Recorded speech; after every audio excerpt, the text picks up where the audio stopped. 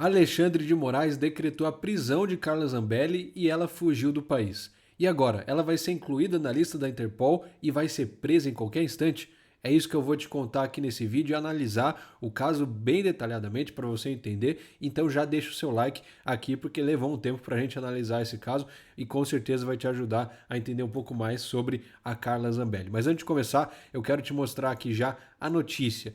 Moraes determina a prisão preventiva de Carla Zambelli. A gente precisa entender os fatos e o caso para continuar avançando. Diz assim: a decisão ocorre depois dela anunciar que deixou o Brasil após ser condenada a 10 anos de prisão por invasão de sistema do CNJ e falsidade ideológica. Gente, eu não vou entrar a fundo na questão da condenação. Se ela cometeu crime ou não, se ela de fato fez ou não fez, isso não vem ao caso. O que me interessa são os meios que isso está acontecendo, a forma com que isso está acontecendo, a velocidade com que esse caso tomou e a decretação da prisão por parte do ministro Alexandre de Moraes, que é rápida, que é abusiva e que é excessiva, e eu já vou te falar um pouco mais sobre isso. Mas dá uma olhada aqui.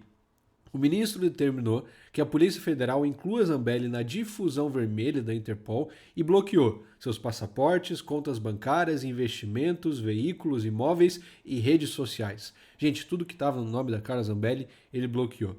Também impôs uma multa diária de R$ 50 mil caso a deputada publique, direta ou indiretamente, conteúdos que reiterem condutas criminosas. E aí o que é uma conduta criminosa para Alexandre de Moraes? A gente bem sabe, né? Não vale eu ficar estipulando aqui. Mas a matéria continua e eu acho importante destacar esse trecho aqui.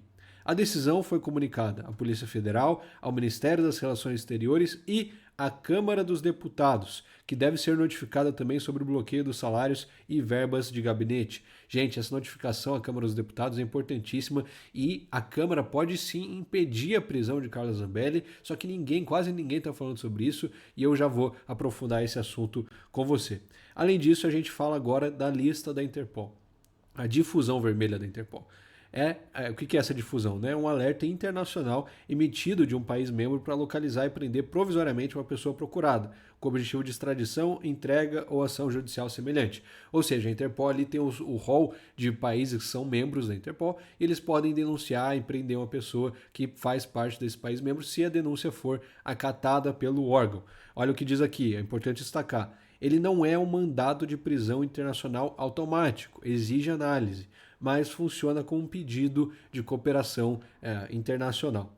Se a Carla Zambelli for localizada em qualquer país que coopere com a Interpol, ela pode ser detida enquanto se aguarda o processo de extradição para o Brasil. A questão é que ela falou que está indo para a Itália e que é cidadã italiana. Aí tudo muda, porque a Itália é um país de direita que pode acolher, a presidente no momento é de direita e pode acolher a Carla Zambelli e dar asilo político a ela. Então cabe a gente ver as cenas, as próximas cenas dessa história. A Interpol, por sua vez, avalia se o pedido está de acordo com as suas regras, então passa por uma avaliação, não é automático. Principalmente, olha isso aqui, gente, o que barrou o caso do Alan dos Santos. Principalmente o artigo 3º de sua Constituição, que impede a organização de intervir em assuntos de caráter político, militar, religioso ou racial. A Interpol não atua nesses casos políticos. Foi isso que impediu a Interpol de aceitar a denúncia contra o Alan dos Santos e prender ele nos Estados Unidos e provavelmente vai acontecer de novo nesse caso da Carla Zambelli. E por isso eu quero te mostrar aqui a fala, o tweet do Paulo Figueiredo, jornalista que está exilado lá nos Estados Unidos, que tem experiência com isso da Interpol. Ele diz assim: calma, crianças, colegas jornalistas, a inclusão do nome da Carla Zambelli na difusão vermelha do Interpol não é imediata ou garantida. Pode durar semanas até. Acreditem em mim, eu já estive por lá e sou assessorado pela maior especialista disso no mundo. Aí ele explica os mesmos passos que a notícia já falou, que tem que passar por um pedido, um dossiê, esse dossiê é feito pela Polícia Federal, enviado para a Interpol NDO, e aí eles vão avaliar e tudo mais. Aqui, ó, esse batidor que é interessante eu quero mostrar para vocês. Spoiler. O Alexandre já teve múltiplos pedidos à Interpol contestados e até recusados. Alan dos Santos, Oswaldo Estáquio, né? Pessoal do 8 de janeiro e talvez até o meu. O Paulo Figueiredo também já teve aí o pedido na Interpol, né? Queira ou não, Alexandre é percebido como um juiz político no mundo inteiro, com abundância de notícias em veículos como New York Times, The Economist, Wall Street Journal, Financial Times, etc. Também está, segundo o secretário dos Estados Unidos, à beira de sanções por violação de direitos humanos. Então, gente, esse caso da Interpol é muito sério. Pode ser que aconteça? Pode, mas vai demorar, exige uma análise e principalmente eu acredito que seja difícil ocorrer porque envolve toda essa questão política e sim, o Alexandre de Moraes é mal visto. Além disso, a Interpol já negou alguns pedidos de prisão e extradição antes vindos do Alexandre de Moraes. Mas os abusos do Alexandre não param por aí. Não só ele foi extremamente rápido em condenar Carla Zambelli, condená-la à prisão preventiva e pedir para que as suas redes sociais fossem bloqueadas, como ele também fez isso aqui. Moraes manda bloquear Instagram do filho adolescente de Carla Zambelli.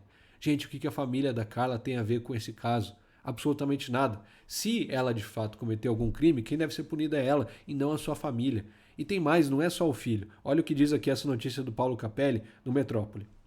O ministro Alexandre de Moraes, do Supremo Tribunal Federal, determinou o bloqueio do Instagram do adolescente João Zambelli, de 17 anos, ainda menor de idade, filho da deputada Carla Zambelli. Olha o que ele escreveu. Determino às empresas, aí fala todas as redes sociais, que no prazo de 2 horas procedam ao bloqueio dos canais abaixo, sobre pena de multa diária de R$100 mil.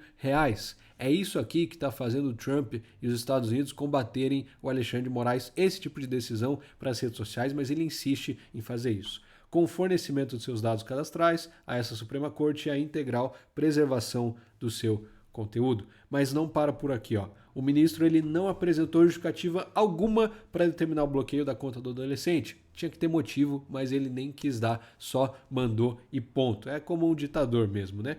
E olha o que diz a Carla Zambelli. Não é só o filho dela, a mãe dela também está encrencada.